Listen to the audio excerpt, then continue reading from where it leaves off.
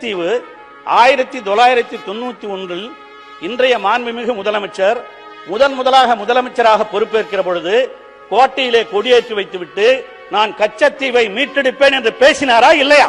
மாண்புமிகு பேரவைத் தலைவர் அவர்களே, இந்த கேள்வியை கேட்பதற்கு திமுக உறுப்பினர்களுக்கு எந்த விதமான அருகதையும் கிடையாது.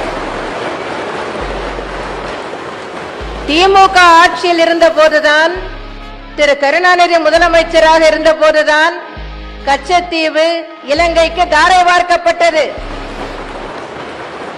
1974 1976 அப்போதைய மத்திய அரசு இந்த ஒப்பந்தங்களை செய்து கொண்ட போது அவர்களுடைய தலைவர் அன்றைய முதல்வர் என்ன செய்து கொண்டிருந்தார்?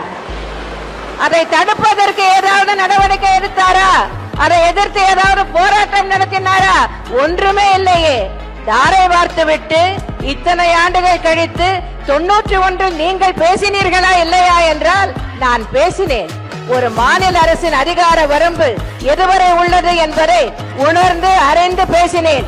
மத்திய அரசு மூலமாக நான் அதற்கான நடவடிக்கைகளை எடுப்பேன் என்று பேசியிருக்கிறேனே தவிர நான் ஒரு படையை திரட்டிக் கொண்டு கச்சத்தீவை மீட்பேன் என்று பைத்தியக்காரத்தனமாக பேசவில்லை.